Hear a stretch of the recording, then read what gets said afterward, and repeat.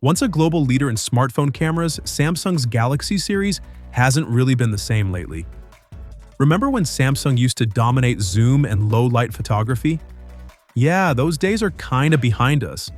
But fans are still holding out hope that the Galaxy S26 Ultra might finally bring that magic back. Well, the early leaks suggest Samsung's not exactly going all out this time either. The main camera?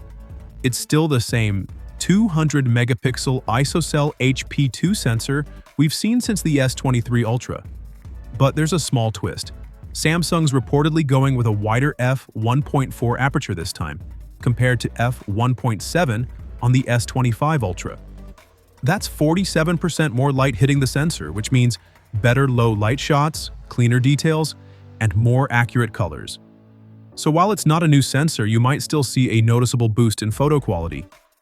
There were some rumors about a fancy variable aperture, like f/1.4 to f/4.0, but that's probably not happening.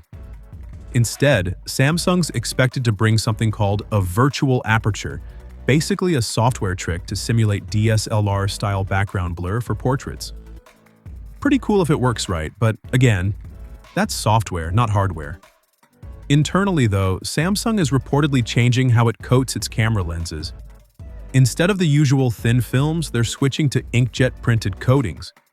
Sounds minor, but it actually helps reduce glare and ghosting, while also making the camera module a bit slimmer. That could mean a sleeker design without compromising photo quality. Now, about that zoom camera, here's where things get a little disappointing. Samsung's 3x zoom camera might be getting a new 12-megapixel sensor, but don't get too excited. The company apparently still plans to use just 10 megapixels out of it.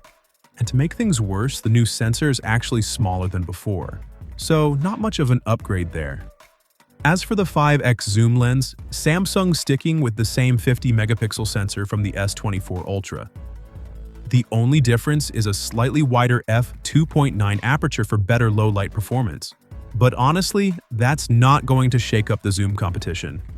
Samsung's zoom dominance has really faded, and it looks like the S26 Ultra won't be changing that story.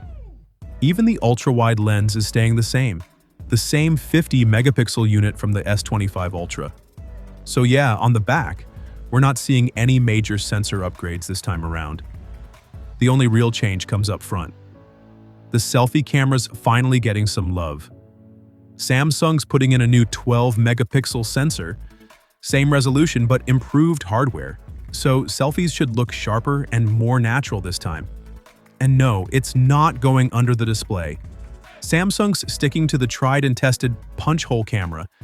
At the end of the day, it's pretty clear that Samsung's putting its bets on software this year, not hardware.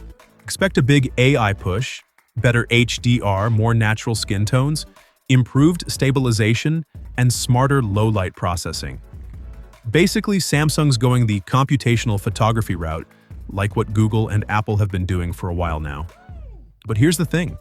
Samsung's still refusing to go for those huge 1-inch sensors we're seeing in other flagships. Sony and Xiaomi are already going that way, but Samsung wants its phones to stay slim and light. That's why they're keeping the same 1/1.3-inch ISOCELL HP2 sensor instead of going bigger. It's a design-first decision, but that could cost them when it comes to camera performance. And if you were hoping for that rumored 200-megapixel continuous zoom sensor from Samsung, the one that could go from 3 times to 7 times without quality loss, sorry, not this time. It's just too big and needs a moving lens, and Samsung doesn't want to make the phone thicker. On the bright side, Samsung's stepping things up for video creators.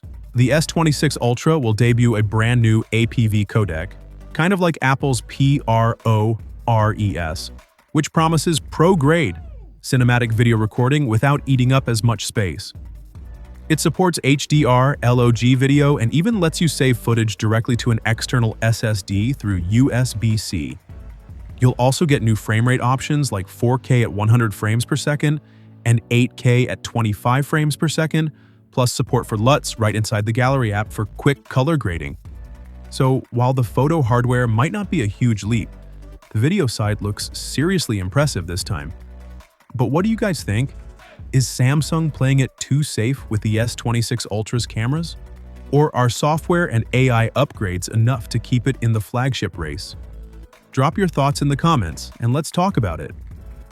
Thanks for watching, and if you enjoyed the video, don't forget to like, subscribe, and I'll catch you in the next one. Until then, take care.